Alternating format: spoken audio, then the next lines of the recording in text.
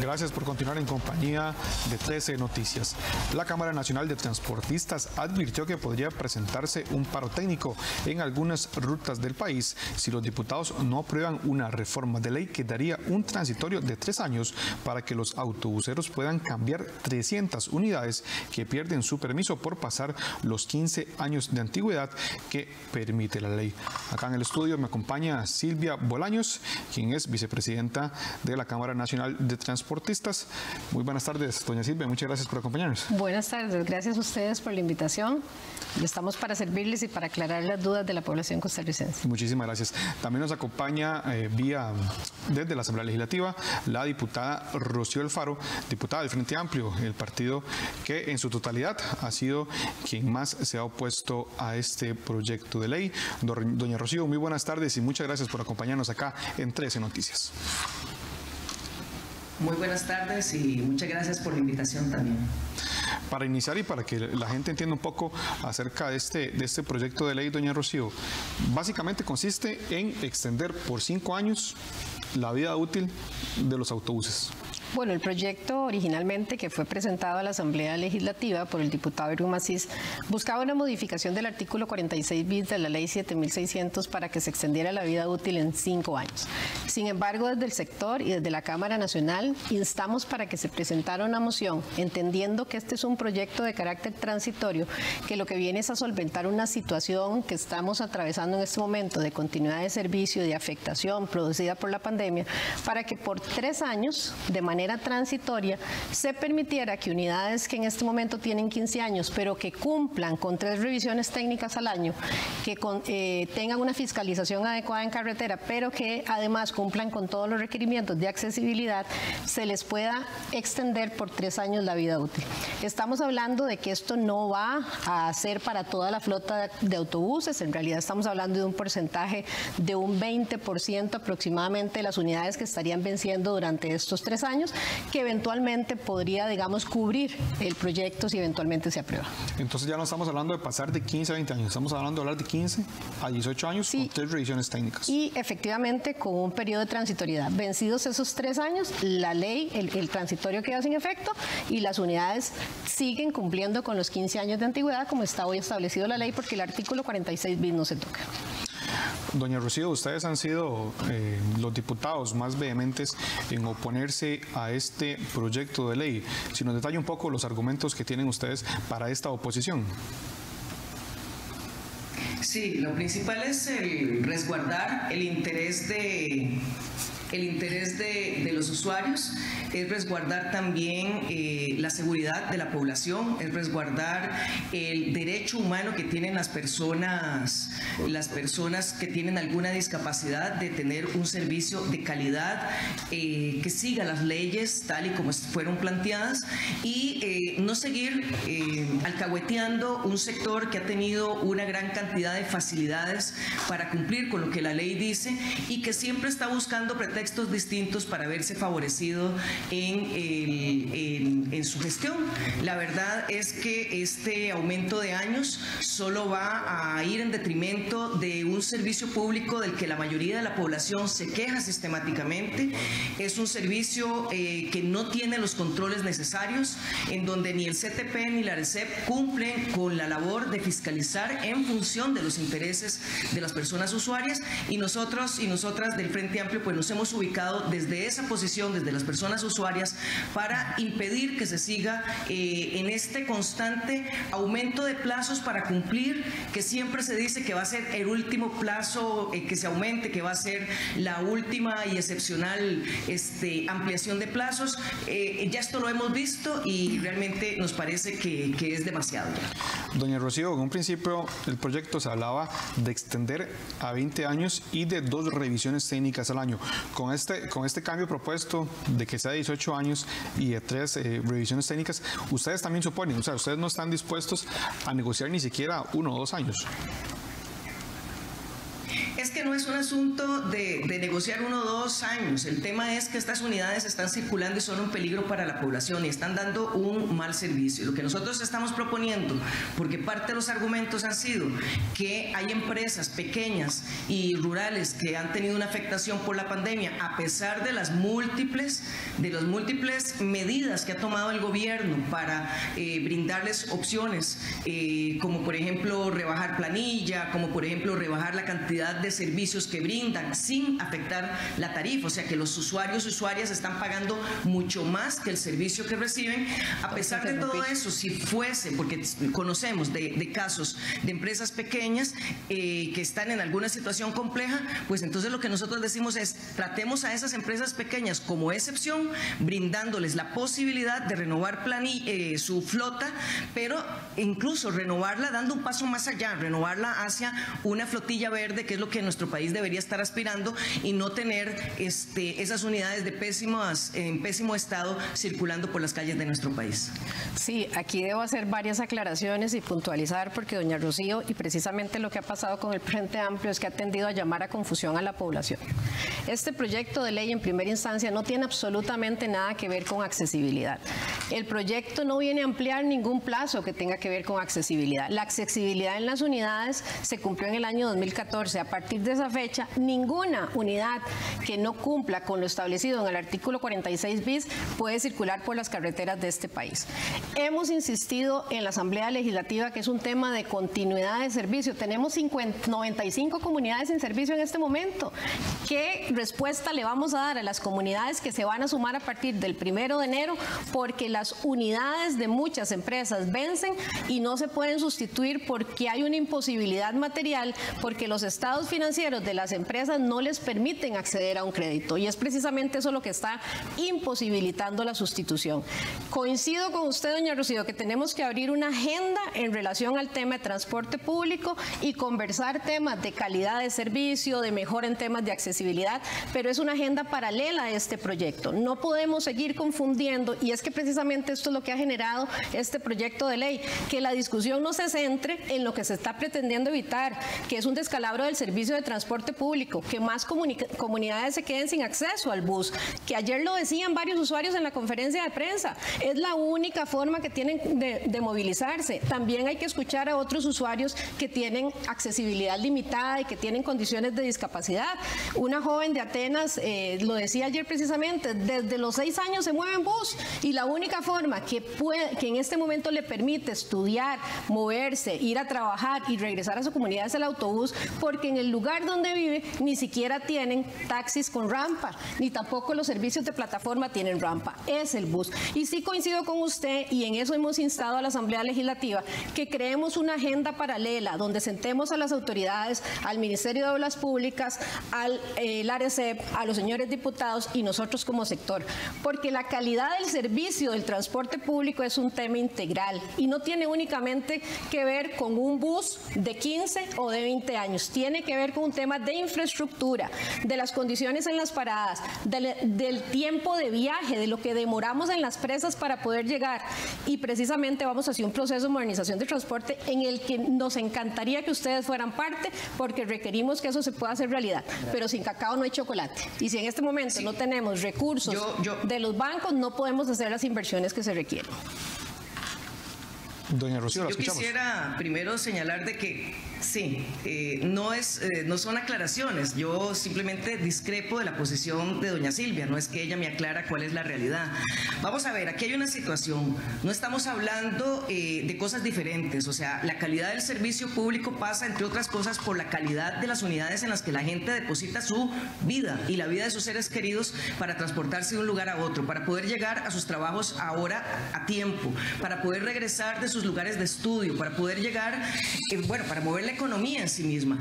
Es curioso que se quiera trasladar y hacer prácticamente una amenaza del sector, que ya lo hemos visto en otros países de América Latina, que es un sector que tiene un enorme poder económico, que empieza a amenazar a la población de que si no se hace lo que ellos dicen, entonces va a haber una paralización del servicio. Vamos a ver, doña Silvia incluso inicia diciendo que solo estamos hablando del 20% de toda la flotilla, pero después dice que si no se les otorga esos 3 años o 5 años de gracia, todo se va a paralizar. Entonces aquí aquí hay un problema de fondo. No, señora, y tengo que interrumpirla porque no es así. Señala bien, doña 3 años, doña Rocío, y un paro técnico. Se va a generar porque las unidades van a tener que parar.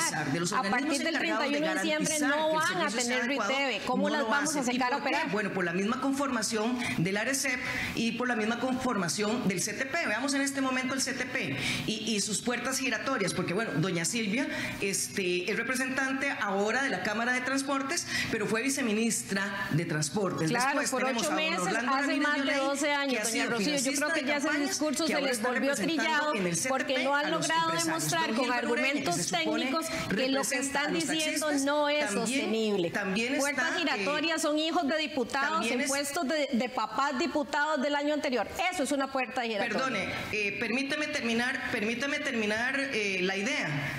Le agradecería que no me interrumpa, yo no la interrumpí usted. Don Gilbert Ureña es el representante de los taxistas, pero en realidad lo que sucede es que es el encargado del lobby autobusero aquí en la Asamblea Legislativa. Don Eric Ulate, que se supone debe representar a los consumidores, o sea, a los usuarios y usuarias de los servicios, es también una persona que representa los intereses de los grandes transportistas. ¿Y por qué hago la separación de los grandes transportistas? Porque aquí es clarísimo. Aquí no están usando un proyecto para proteger al pequeño, están utilizando esta amenaza y están utilizando este proyecto de ley para tratar de seguir haciendo clavos de oro con las necesidades de la población. Precisamente en esas personas que solo tienen como forma de movilidad el transporte público, es en lo que estamos pensando en el Frente Amplio. Y lo que aquí sucede es que los grandes transportistas son los que tienen el poder económico para mover sus fichas y los que tienen el poder económico para imponer medidas. Aquí se les dio por efectos de la pandemia, se les permitió eliminar flotillas, se les permitió, por lo tanto, eliminar costos. ¿Qué va a suceder con las tarifas si los automóviles, si los autobuses son más viejos? Si hay que meterles más reparaciones. Esas 3 idas a inspección vehicular van a significar muchos más costos y esos costos se reflejan en la tarifa. Entonces nos van a venir después con el cuento que en este momento de crisis económica la gente no puede con más aumentos, es aumentarle la tarifa a los usuarios. Entonces de eso se trata, efectivamente, son posiciones diferentes porque lo vemos desde intereses diferentes. Nosotros desde los usuarios y los empresarios pues desde sus bolsillos. Doña Rocío, aquí es que no la estaba escuchando doña Silvia, usted no estaba escuchando doña Silvia, perdón, y doña Silvia tiene algunos comentarios que hacerle, algunas preguntas. Sí, yo le agradecería que no se quite los audífonos para que me pueda escuchar, porque todo lo que tengo que decirle es muy importante, doña Rocío. Y es que usted hace aseveraciones que no son ciertas. El acuerdo 70-30 de disminución de flotilla precisamente vino en raíz de la disminución de la demanda que tuvimos. 200 millones de movilizaciones menos en un año. ¿Para qué íbamos a tener buses moviéndose en San José vacíos? Que no estaban transportando gente, que más bien estaban incrementando los costos de operación del servicio. Por eso se aprobó el acuerdo 70-30. No tuvimos ningún proyecto de ley. No tuvimos ningún proyecto de ley. Sí, doña Rocío, porque aún tenemos un 30% menos de la demanda. En el momento en que se recupere, y ese acuerdo vence en agosto. Información que los empresarios dan sin ninguna fiscalización. Ese acuerdo vence en agosto, pese a que la misma ARECEP y el Banco Central han dicho que nos tocarán 5 años después de la pandemia para recuperarnos. Lo que pasa es que ustedes aquí quieren hacerle ver a los costarricenses lo que no es. Antes de conectarnos, usted y yo estaban hablando otros compañeros empresarios que advierten también de la situación que están viviendo. Es que, por Dios, queremos cerrarle la puerta al empresariado en este país, que son los que sostienen el país, los que generan empleo. En este momento tenemos una situación transitoria y eso es lo que queremos que ustedes comprendan. Nosotros no le estamos cerrando al empresariado nacional, pero queremos bancos se han sentado ustedes. Permítame terminar de igual manera que usted me lo pidió a mí. ¿Con cuántos bancos se han sentado ustedes a preguntarles cuántos créditos nuevos después de pandemia se han autorizado? Le aseguro a usted que ninguno. ¿Han pedido los estados financieros auditados de las empresas a la ARECEP? Ahí están, son abiertos. Y si usted me logra demostrar que los estados financieros son positivos para las empresas, dejamos esta discusión. Pero los estados financieros están en rojo.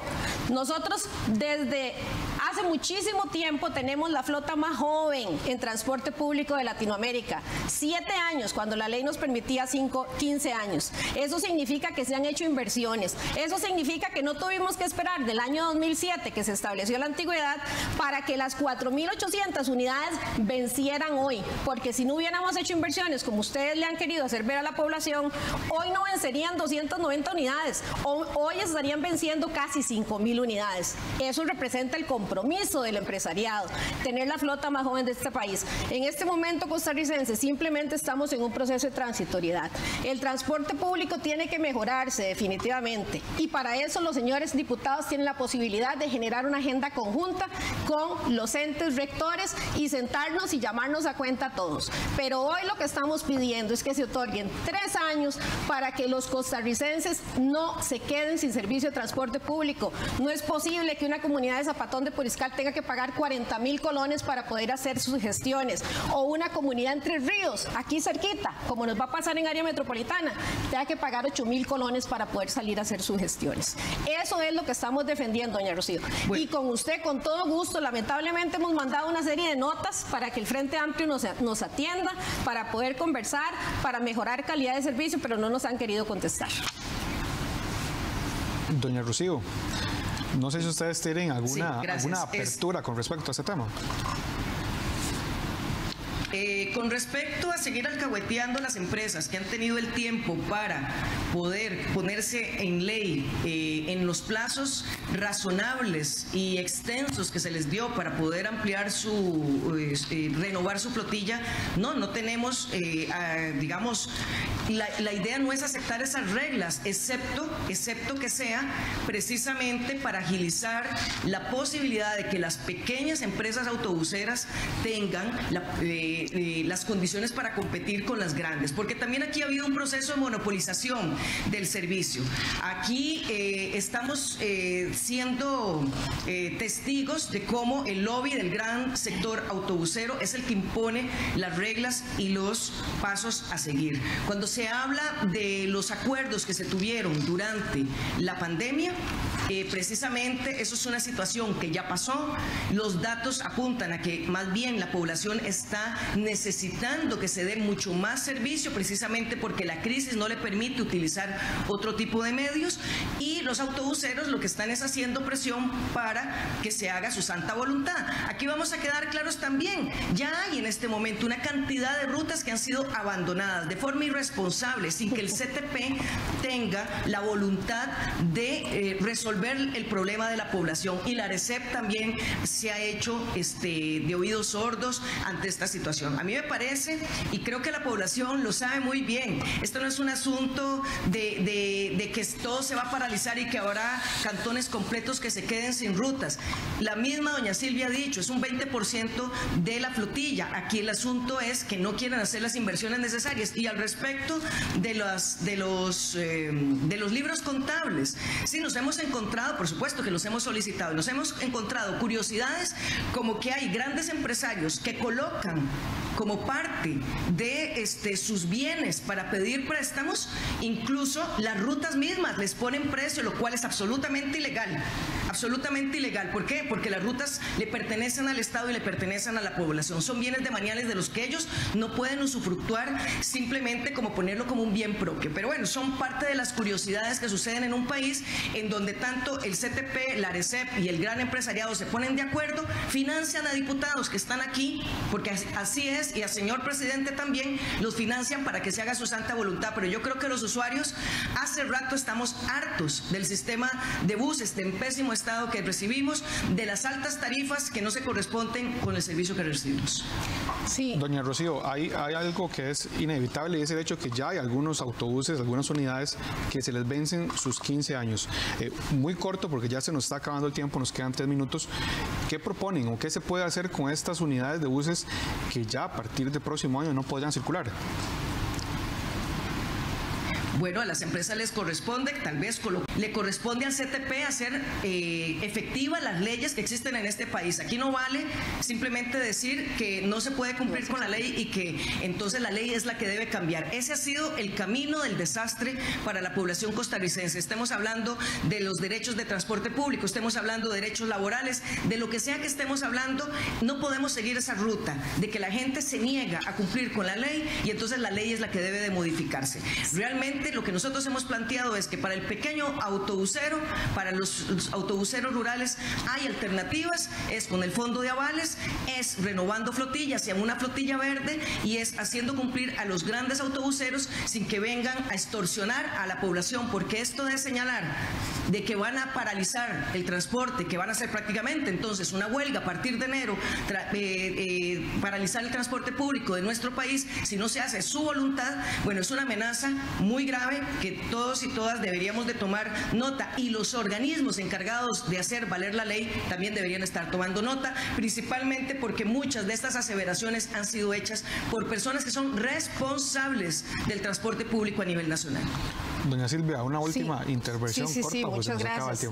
Parte del problema que tiene este país es tener gente que no tiene conocimiento en puestos que son necesarios tener ese conocimiento técnico. Eso es parte del problema que tiene el país y que tenemos que mejorar para poder avanzar.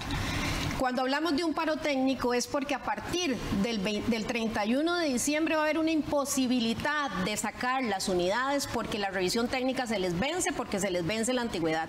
Eso es un paro técnico de servicio. No estamos llamando a un paro del servicio. Estamos diciendo que ustedes, señores diputados, con su irresponsabilidad de no aprobarle una vía rápida y ponerle 130 mociones a un proyecto de ley que viene a solucionar un tema de continuidad de servicio de los usuarios, están haciendo que se genere un paro técnico en el servicio del transporte público. Y lamentablemente caemos nuevamente en un tema ideológico. Queremos ponernos a pelear, a hablar de pequeños, de grandes, de medianos, cuando el servicio de transporte público es uno. Y desde el año 2000 el decreto 28.337, modernización de servicio, nos obligó como empresas a ir dejando el concepto hombre camión y a irnos conformando en empresas más grandes. El año pasado, para poder renovar, nos obligaron a tener consorcios operativos, fueron desapareciendo las rutas individuales. Entonces hoy nos dicen, no, como ustedes cumplieron con lo dispuesto por el Estado de conformarse en consorcios operativos, ustedes hoy no pueden acceder a un beneficio que va a otorgar la ley para tener una transitoriedad y sustituir sus unidades, porque solamente lo vamos a hacer con los pequeños y medianos. Y ojalá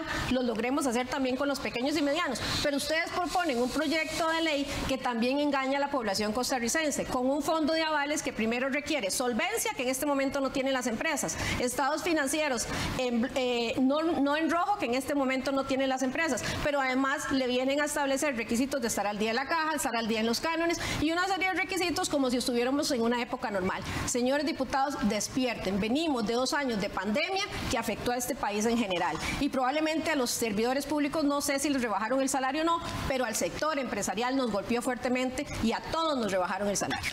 Lamentablemente, bueno, muchas gracias a doña Silvia y muchas gracias a Los derechos laborales no son negociables. El tema de la caja, nosotros no lo vamos tampoco a quitar y simplemente decir que se están ubicando necesariamente desde los intereses de los grandes empresarios.